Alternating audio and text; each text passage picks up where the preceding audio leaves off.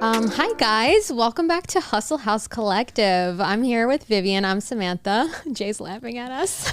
I might have to start that over. No. Should I do it over? No. No, I have to now. All right, I'm sorry. Just leave it in. Keep and rolling. Yes. We'll keep rolling. Keep rolling. Keep rolling, yes. baby. Keep rolling. Anyway, intros are hard, you guys. Yes. We're not professional podcasters here, but we do love it, and it's really fun for us. So if you don't know who we are, go check out our promo video. That's where you'll learn about what we're doing here. Today, we're going to talk about resilience. In business and in life. It's that never back down energy.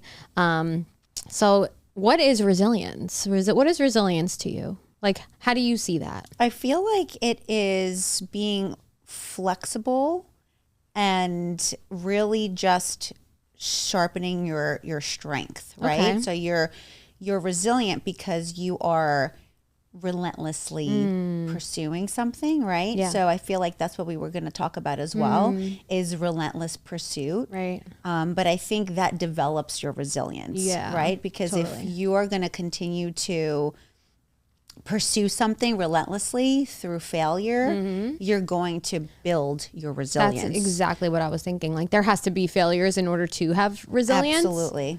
So the definition we have here, the capacity to withstand and recover quickly in tough times. In short, there's a lot of definitions to this, but when you get knocked down, you get back up. You know, you have to have that never back down energy. And we did want to bring in a little bit of non-business related resilience because not everything has to do with business. In life, you have to be resilient. We're still here. Everybody's gone through struggles. Everybody goes through struggles. You get knocked down, you know, and you have to get back up. Like, there's no choice. Otherwise, where are you going to end up if you just let life drag you down? It's a very negative place to be in, you know? Yeah. I remember you said to me once that it was very profound what you said. I loved it. It was, oh my God, what did I say? It was, like, you can't allow negativity to have so much real estate in your mind because you then don't have a lot of room for positivity or creativity. Yes, and exactly. I loved that. Yeah, that was really good. You could touch on that if you want. No, yeah, I mean, it's exactly what I said. And it's funny, when I said it, you were doing my lashes. I was doing your lashes. Honestly, we should have Jay just come film me, me doing your lashes because when I do Viv's lashes, he said, yes, I'm coming. When I do Viv's lashes, we have the podcast talks every time, and I'm like, we got to write that down. I always stop her lashes, and I'm like jotting things down in my notes every single time. We come up with some of the we like have like a brainstorm notes, and some of our best brainstorming is happening. It's our best work in there. But yeah, basically what I was saying at that time was our brains, the human brain, can only hold so much capacity of what we have. So sometimes it's like what we're doing in our day-to-day life.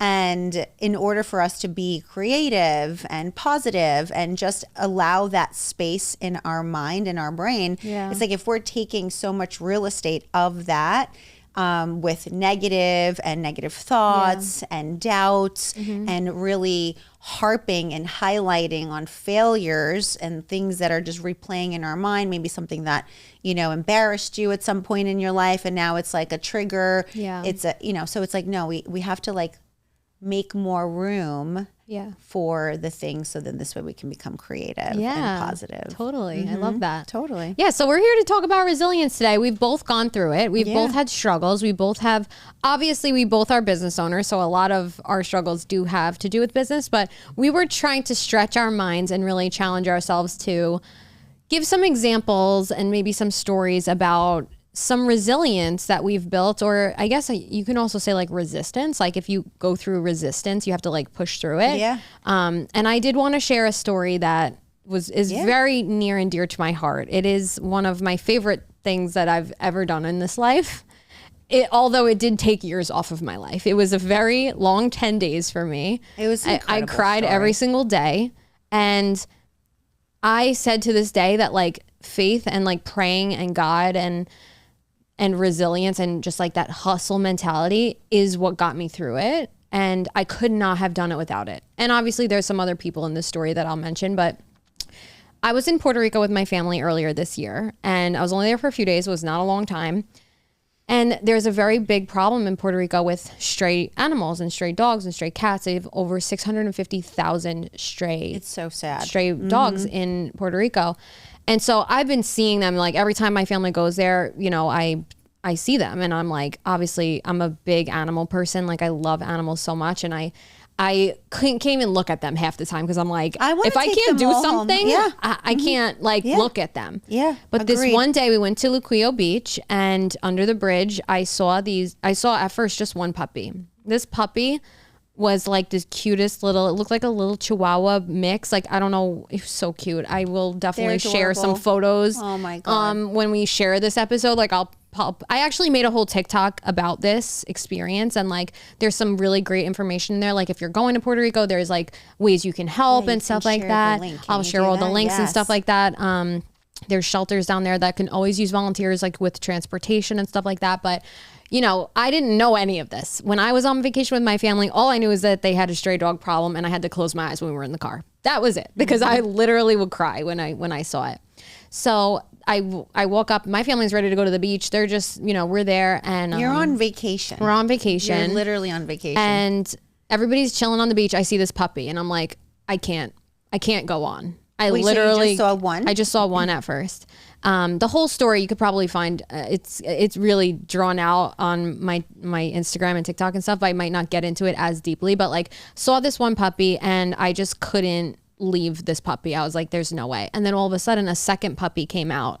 And one was cuter than the next. They were so gorgeous. Like I was like, there's no way. And I knew they were like really young. I don't know how young they were. I'm not like a dog like expert, but I was like, I literally just can't leave them. Like, I'm sorry, I just can't leave them. So I'm starting to try to make calls. I was Facebook messaging people. I was posting on my story. I'm like, does anybody have connections here in Puerto Rico? Like, I need to figure out how to get these dogs out of here. There's no food. They were eating like scraps of chicken on the floor.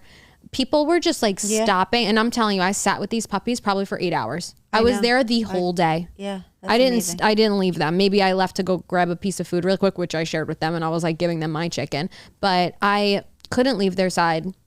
So wait, so you said connections, but like, what do you look like? I didn't know what to look for. I wouldn't know what to do. I had no idea. So I'm what do you do? Put them in your suitcase? Well, I knew. So I reached out to a few friends of mine who worked in shelters here. Yeah. And I was like, what do you do? Yeah. Because I knew that they had to go through some kind of like health screening or vaccinations or something. I knew that they had to do that before they would allow me to fly them home. And everybody told me like, you're not going to get them home right now. You're not. There's just no way. So I'm like, I'm not accepting that. Like, I'm just not. Yeah, I'm not going to leave them here. I couldn't leave them there. I didn't have a car. Like, I didn't have a way to transport them around. So I needed to find somebody to pick these puppies up. In my perfect world, in my mind, I needed like a volunteer from a shelter to come pick them up, bring them to the vet, and then bring them to the shelter, and then have them waiting for me at the airport when I was leaving. That was my perfect world. Yeah. And it almost worked out like that. In a way, it pretty much did work out like that, which is crazy. It's like unheard of. Yeah. So long story short, I'm like trying to pull together scraps of food to give them and water, and you know, they really were like not taking the food that much. Like they just didn't seem like they were interested. So because my aunt goes there a lot, so she has like spare dog food in her bag with her at all times, just because like, you know, you knows she's seen you could just throw some on the floor. At least it like helps a little bit, but like you can only do so much, right? So I'm with them all day long. I'm calling people on the phone. I'm like calling my friends here that have shelters or that work for shelters. They're telling me what to do. They have some connections here. I don't even know. It's honestly all a blur at this point, but I ended up finding a shelter that answered me because there's so many down there and a lot of them don't have a physical location. So it's just like a network of volunteers. And like this one lives over here. This one lives over there. Right. So I'm going to keep this as short as possible. I don't want to get into like all the details, but finally a shelter answered me. And like, I reached out to like 20 shelters, as many as I could find, and they all have similar names. So I'm like, and I'm actually like speaking Spanish on the phone to these people. I don't even speak perfect Spanish. I could speak a good amount. I can like get by, but I can't speak like fluent, like it's perfect, you know? So I'm just trying my best to like, I'm calling veterinarian offices because I didn't know what needed to be done. I just knew they couldn't stay there. You know, because I was like, they're just gonna literally die out here. They were like 2 months old. They were such babies. Aww, that's just, I know. It was when awful. When you see them, it's like that. They connected to me instantly too. Like they were just running around following me. Like if I ran down to see my family for a second or grab a drink or something, they would like scurry over to the edge of like where they were staying. Yeah. And I noticed a lot of people would come by and go crazy over them, take pictures with them. They were holding them, taking pictures with them. And then they'd be like, okay, bye. And like leave. And it literally pissed me off so much. I was like, there was like a fire inside of me. Yeah. And I was like, I can't leave him here. Like, I just can't now, especially now after seeing all that, I can't, like, I'll never be able to live with myself. I don't know what it was. I think it's just something that's built in me. And I was just praying the whole entire day, like, God, just please put somebody in my path. And God put angel after angel after angel in my path. I met a family on the beach. They were the sweetest family ever. And I ended up, they had a car. So they ended up driving. So I'm, okay, sorry. So wait, I'm talking to the shelter, right? Yeah. So the just to paint the picture really quick and put us at the scene of what you're doing. Okay. So you were with your friends and family on your way to the beach. Well, we got to the beach. This was at the beach. At the beach. So then you stood there by the I stayed by the bridge, which is like between like the kiosks where all the food and stuff is. Or did it? No, everybody went to the beach. So and they were, trust me, they were helping me. They would bring me like a, what is it called? A skewer of chicken. Yeah. I couldn't leave them. Wow, I couldn't. I was just sitting there the whole day. I didn't even take my, you have like a bathing suit, like cover up and shorts. I didn't even take that off the whole day. I literally just stayed with them, sat down on the floor with them. And I was just holding them like the whole day. And I'm like just on my phone trying to figure out what to do. And so I finally get in touch with this shelter woman who like, she sends out 500 dogs a month, I believe. I think those are the right numbers. I believe it's 500 dogs a month from Puerto Rico. She ships them to the U.S. and finds them families in the U.S. So this woman is busy.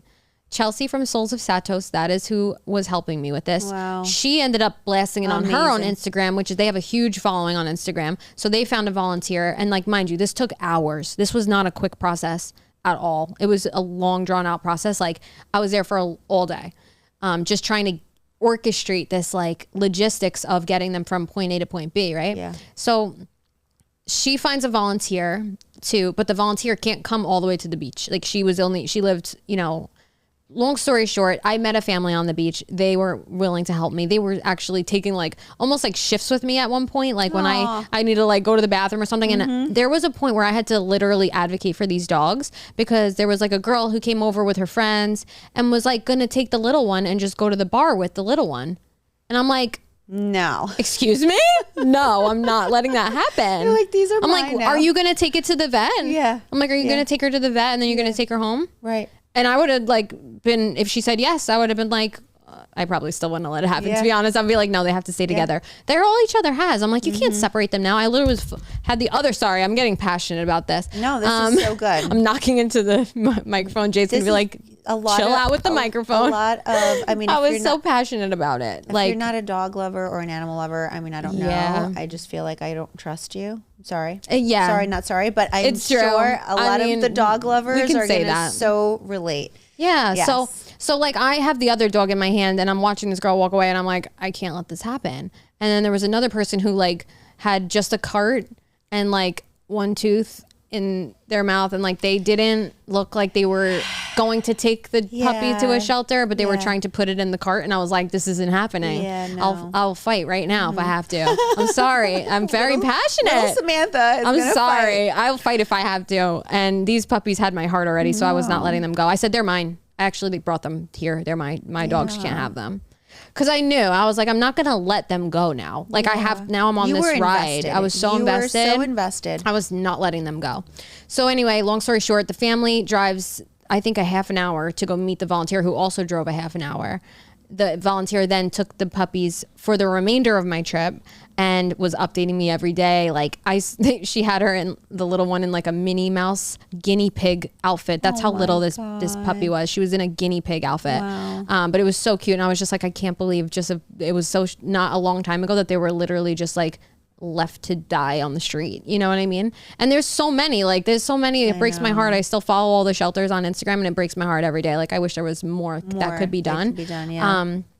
So she takes the puppies to the vet, they get their clearance. And I'm like, I'm updating my Instagram. There's so many people that are following this. I think I had like 200 messages throughout this process of like what to do and who to call. And then I got another Instagram about doing a flight angel program, which is where, that I'll talk about that in a second. But long story short, I actually should say long story long because I'm not shortening the story at all. Yeah.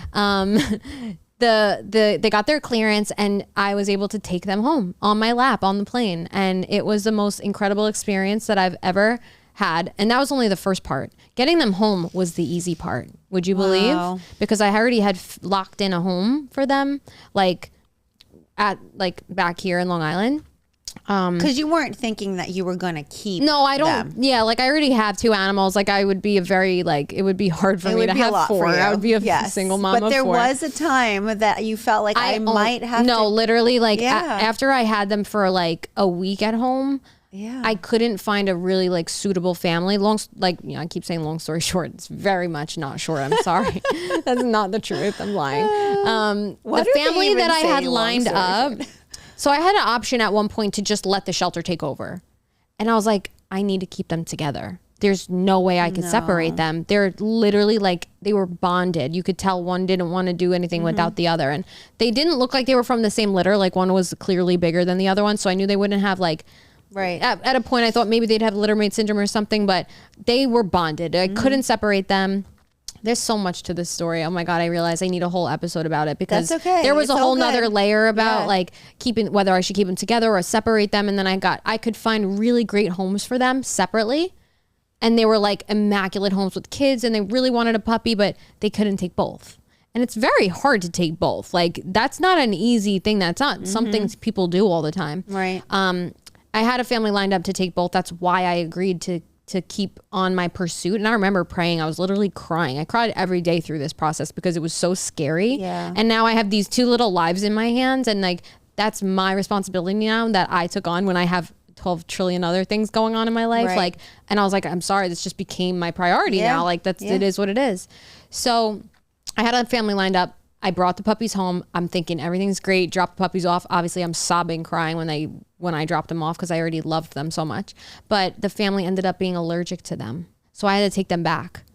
When I took them back, I really thought I was going to end up keeping these 2 puppies because I felt like in my heart, I was like, nobody's going to take 2 dogs at the same time. Yeah. Nobody's going to do what I would do for these puppies. Like I love them so much already. Like how am I going to find somebody who loves them as much as me, who's also like a suitable home for puppies, And it's like, it was just very hard. I also had so many messages too, like people that reached out to me that were like, I want both. There was hundreds of messages. I couldn't even sort through them at this time to find, you know what I mean? So I ended up finding a home for them. At one point, I thought about. I know. Maybe I can take them. I know. That's how invested everybody was. It was the craziest. It was the most insane thing. But I had so much support through it. But it was scary because I was the one making decisions. Like I was the one who had to choose like what happens with these puppies right now. So I was feeling a lot of pressure. It took years off of my life, but I would do it all over again if I had the option because now I found a family for both of them. They got to stay together. They are living in their best life in the Hamptons. They get literally like a different outfit on them every week. It's the cutest thing. They have picnics outside. They have a big, beautiful fenced in backyard. And every day I think about them and I'm like, doesn't she send you? She's really awesome. Sends me right? so. I'm going actually to see them on Thursday. I'm so excited. It's going to be the first time I'm going to see them again. Godmother. I know. You know, it was so cute when I first dropped them off to their permanent home. She kept their names that I gave them, and she said, okay, say bye to mommy. Aww. And like I was sobbing, obviously. Aww. Like this was a very emotional experience for me because I just fell in love. You guys have to watch the video on my Instagram or on my TikTok, wherever you want to find it. You can put. Can you put it in the? I'll figure it out. Link? Yeah, we'll figure out how to put it. Yeah, we'll put it in the YouTube description. Yeah. Yep. So anyway, that's my story. I definitely feel like I had to have a lot of resilience, a lot of strength, a lot of hustle and determination through that, and prayer and faith. Honestly, it was a mixture of all those things because at points I didn't know what I was going to do. Yeah. I did not know what I was going to do, and it was so scary. But I think you're just such a great example. I think because I've known you, grown to know you, and you're such a great example of that. And I think in all areas of your life, when you're really passionate, you're just gonna make it happen. Yeah. Even just like us coming here to film our podcast, right? And our episodes, there's been times, because life happens, that we're like, oh my God, but you're like, nope, I'm going to put my, big girl pants on, panties on. I knew you wanted to say panties. Just say it, Viv. She wants to say it. You say it, girl. Say it with your chest. Put your big girl panties on, girl. I can't with you. But I feel like so you're funny. Like, nope, you know what? You got to do it. Yeah. And I feel what happens is and this is such a great example. And maybe like, you know, whoever's listening is like, oh, what a cute story. Maybe you're not like a really, you know, big animal lover, and that's fine. But it's just an example of that you were on vacation and you were like, I cannot leave these. There's so many situations. I mean, even when I go overseas to Greece, and I've even been to Italy for a short while, and you do see a lot of strays, and it is a very sad thing. But like, what is the percentage of people that actually do something? You know, and you were that one little percent. We should really look it up. I doubt it's much, but you were that percentage. And I think because you've built up your relentless pursuit in things in your life, that you were able to do this because you're like, hey, I can take on this challenge. Yes. I've taken on bigger challenges in my personal life and my business life. And so I think this is such a great example. We're just talking about saving 2 puppies. Yeah, it's crazy. And maybe to some people it's not a big deal, but it's the back part of it is that it builds within you this relentless pursuit that you can actually apply to every area of your life. Right. It doesn't have to be just in your business. It doesn't have to be just being a good human and doing something, you know, to help 2 little puppies. It could be something in your personal life that you have to be relentless in. Yeah. Your relationship. Yeah. Your finances. Right. You know, maybe you are, you know, in a craft, in a skill set that you are just not going to give up until you get good at it. Or, you know, so it's such a great example of that. Thank you. So. Thank you. I appreciate that. Yeah. Like, I feel like, you know, even today, like, we didn't have a second episode planned for today. Usually when we film 2 episodes, whatever. We didn't have a second episode planned today. And instead of like backing down or canceling or rescheduling or whatever, we literally were like, we're going to make it happen. We're planning this second episode, which the second episode is going to be You're awesome. Saying this so gracefully too. I just want to say. Thank you. You're so sweet. Yeah, no, because we did. We had guests lined up. We had things happening. Yeah. We're very organized when it comes to our schedule. And life happened. And our guests couldn't make it. Right. But you know what? We stayed accountable to the person that is here filming us, Jay at Florida Media. Yes. I know I always give you a shout out. So also, Jay was supposed to be in California this week, so we were like, we have to go. We can't cancel on him, and we didn't. And we came prepared, and we came ready. We put our big girl panties on, as Viv would say. But I feel like everything, we're built, and we've maybe had a lot of conditioning in a good way from like mentorship and reading books and just surrounding ourselves with really successful minded people, that like you have to do everything with character and integrity. You have to do everything to the best of your abilities. So in my own world, in my own life, like I don't take any task and do it half-assed. I'm sorry. I'll never do it. You ask me to plan you a party, you're getting a banger. Okay. You ask me to plan you a trip, I'm going to give you a whole PowerPoint presentation of it. If you want me to save some puppies, I'm going to figure it out. Might not know how to do it, but I will. I'll figure it out. Yeah. I'll always figure it out. You know, my mom always said that to me. Yeah. She says, no matter what you do in life, you do it with integrity and you just be the best at it. Yeah. And it does. It's like, it just builds your confidence when you... It's true. She said, I don't care what you do. If you are, you know, not that there's anything wrong with being a janitor or, you know, cleaning... like if you're cleaning toilets for a living... do it the best you can. Yeah. That toilet's going to be spotless, right? My dad was the same way. Yeah. I think that's probably why we are the way we are. Italians, you know, we're on that.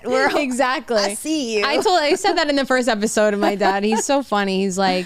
oh, you need that done? I can do it. And like, that's how I am, I guess. I don't know. It's definitely a mixture of like conditioning and like how you were raised and like what you surround yourself with and the things you put in your mind. Yeah. But yeah, you're right. Like if I didn't have maybe a business that I pursued relentlessly, I may not have had the confidence to think I could actually get those 2 puppies home. I may not have had the confidence to like plan a trip for 20 people to go to Nashville or plan a trip for 15 people to go to Thailand. Like I just was like, I'm going to do it and everything is going to be organized. And I just figured it out. I'm not a travel agent, you know what I mean? But like, it's just about the discipline mentality, like just like getting the task done, no matter what it is. Yeah. I think too, when you get the task done, it just builds your own accountability and your own belief, right? So, and to the listener who's listening right now that maybe has not had great examples and mentorship in their life, or has had good examples of, like, you know, our parents were very blessed, and that's not in everyone's story, right? So this is the purpose of us speaking on these things, because if you're the listener that's like, man, I never really had that, and I do struggle with my own accountability, and I don't believe in myself. And that's a good point. You know, so these are just some real like kind of pointers to give you, to help you, and to become resourceful, right? So that's a big piece of it, becoming resourceful. Right. That's huge. That's like a majority of it. Exactly, because there's so many resources now that you can look up mentorship. You can look up. There's no excuse anymore. There is no excuse. It's also such a good point to bring up accountability, because even with this podcast, and like, I know we're going to probably bring this up at other points and stuff like that, but like, resilience has to do with failure, right? So like, in my own mind, you could fail yourself in your own mind. So there's been times when I've tried to come to this podcast and film, and I was literally crying the whole morning because I didn't want to show up. I didn't want to do it. There were things going on. But I built in accountability when we created all this, because you're counting on me, Jay's counting on us. The 100%. People that we're talking to on Instagram that we're sharing this with already are counting on us. We have to put it out. Exactly. And it's like that built-in accountability. Like I always say from the beginning, like, you call me your host and you're my co-host, but like, you're really the host too. And that's equal. Because we wouldn't be here without you. We wouldn't be here without Jay. Yeah. But if I was thinking about doing this for a year and a half. Why didn't I do it within that year and a half? You needed me. I did. I needed her. I needed you. I needed you. I love you. Well, I love you too. But you know what? My point is accountability is huge too, and resilience. So what just came in my mind as you're saying that is the belief. So you're accountable. You're built in accountability. But okay, so let's just say, for example, I said I'm going to go to the gym tomorrow. Oh, okay. Right? This is great. Yeah. And I said to myself, I feel like accountability builds belief, right? So if I said to myself, because also your subconscious mind is going to record everything you think, everything you say, and the action behind it. So if I said, I'm going to go to the gym tomorrow, and then tomorrow comes and I don't go, and then I'm like, all right, you know what? I'll give myself a pass. I'm just going to go tomorrow again. And then, are you spying on me? No. Because I'd be doing that every day. I'm just kidding. Well, listen to this, because this is going to help you, my friend. All right, help me, friend. So you are saying to yourself, tomorrow, and then each time you don't show up tomorrow, yourself says, when you say tomorrow, yourself says, yeah, right, she's not going. So you're not believing in the fact that you're going to go, because you've let yourself down so many times. Oh, no. But if you did go and you said, well, I'm not going to go tomorrow, I'm going to go tomorrow, and then you didn't go, and then the next day you actually went. Then the following day you said, yeah, I'm going to go again tomorrow. Yourself is going to be like, yeah, you are. And you're going to kill it even more. Wow. So it's like your inner cheerleader. You're teaching your inner cheerleader what to say. Yeah, absolutely. You're building your own belief by staying accountable to yourself. Wow. So there are times where you're going to play injured. And there are times that you're going to have to show up when you're not feeling well and your eyes are bloodshot red because you were just crying. But you're staying accountable to yourself first, because you're building your accountability and your belief. And of course, you're building the trust and accountability with your partners. Right. So I think that's such a huge point. And we got here. How did we get to accountability from? Yeah, oh my God. I feel like we have bounced around a bit, but resilience really does have to do, all these pieces are like a puzzle. Yeah. Of resilience, and ability to sit with discomfort. Oh my God, and moving forward. Tell you so much about discomfort. Yeah, like That's what this all is about. So it's funny because absolutely. So it's funny because I said earlier, like, it doesn't matter what you are going to be relentlessly pursuing. It could be not just in business, and we didn't really want to gear it around business in this topic, in this episode, because it could be in your life. So a simple thing as training your dog, right? You have to be relentless. Disciplined. Yes, relentless to pursue this, because it's going to take time. It's going to take consistency. To as major as, you know, working on your relationship or even your finances. Like all the pillars in your life, right? Your relationships, your finances, your God, right? Yes, so your spirituality. You have to be relentlessly pursuing, right? So absolutely. You talked about discomfort, and I want to just share one thing with finances. Brian and I, we were relentlessly pursuing to get rid of our debt. And that is so uncomfortable and so not fun. And I think a lot of the times that why we as people quit the pursuit is because it's tough. And what's that saying? When the tough gets tough, the tough gets You know going. how we are with metaphors.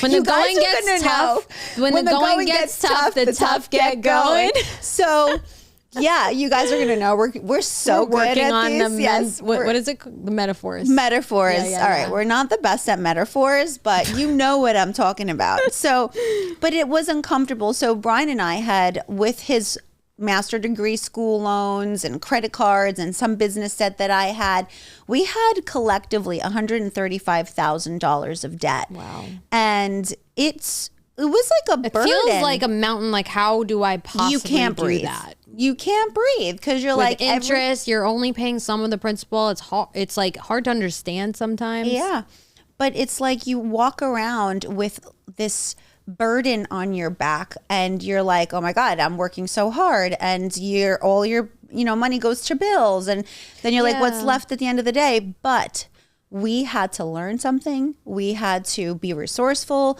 We had to learn from those who had the results in their life, and then we had to take the action. The action was not fun, let me tell you. And I'm sure it was like a long time. 3 years. You guys paid that off in 3 years? $135,000 in 3 years. Why? Because we were relentlessly living like we were poor. So eating like ramen every night. So there were times where I was like, oh my God, you celebrate, right? When you celebrate something that happens great in your life, you celebrate with like a bottle of wine. Let's go to dinner. And in New York, a night out to celebrate with just the two of us of dinner, it's like a $300, $400, $500 a night sometimes, depending on what restaurant you go to, how many drinks you have. And he would be like, yeah, we got chicken on the, in the Tupperware at home. We're eating chicken and celebrating, but it was 3 years of delaying gratification where we've been debt free for how many years. And it's just like, you just walk with a little bit more confidence.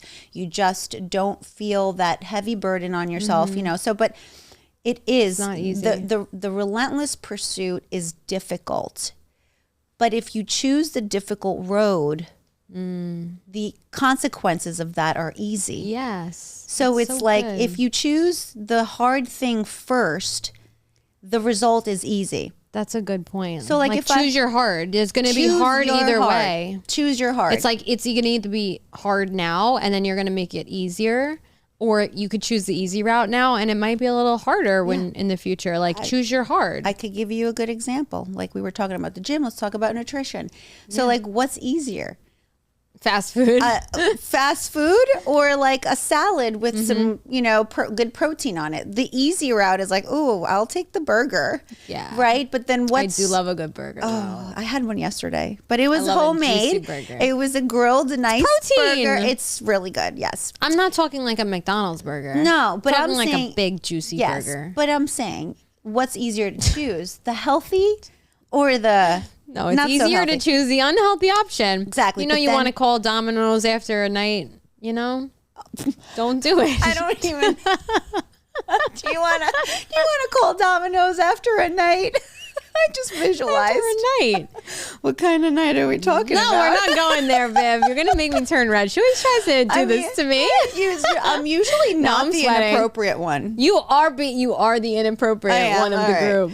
But It's anyway, okay. But I'm sweating now. To drive the point is, I mean, I know we turned the lights down to make it more moody. Did we turn the air off? No, I'm just kidding. No, it's me. Oh, okay. Go. I'm sorry. But anyway, to drive the point is if you choose the burger or the French fries, you're going to feel, I mean, personally for me, I feel lethargic. I feel bloated.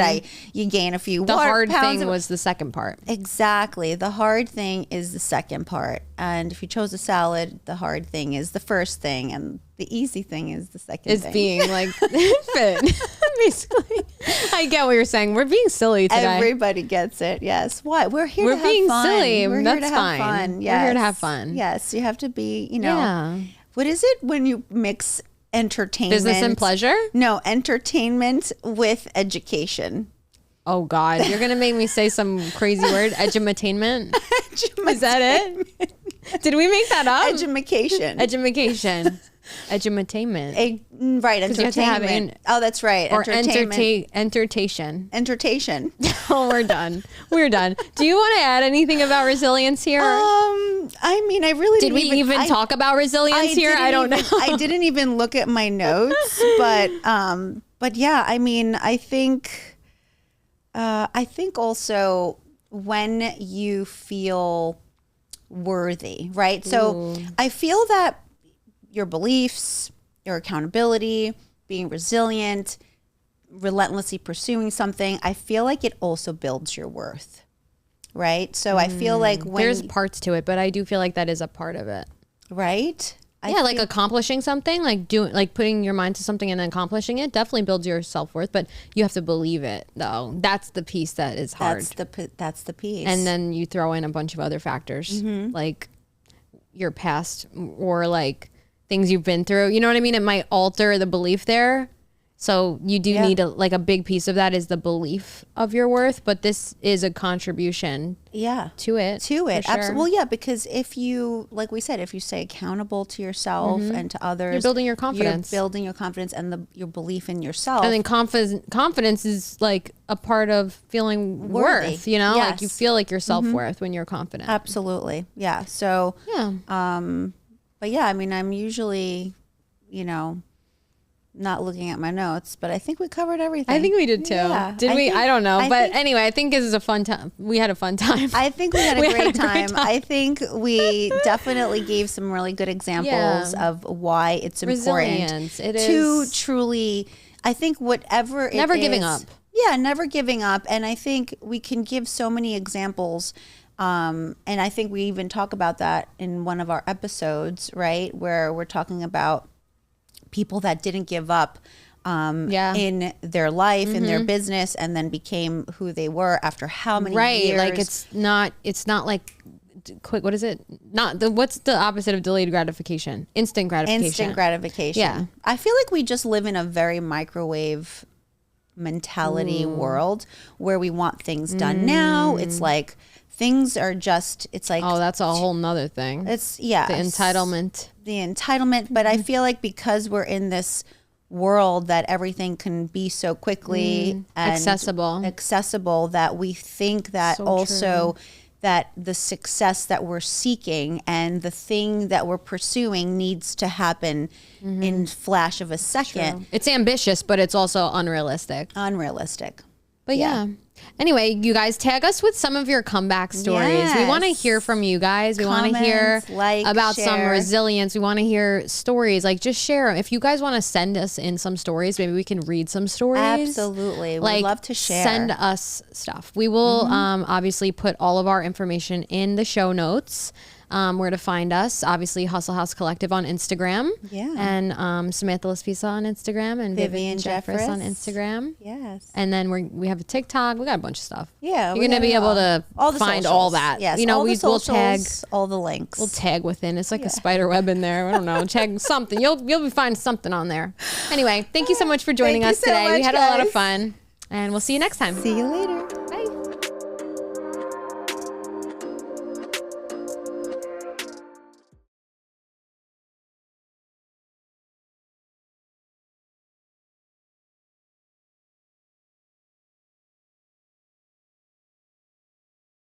That was so fun. That was fun. That was a good one. What do you think? I feel you're so funny. We're being silly today. we are. I feel like I didn't even read any of my notes.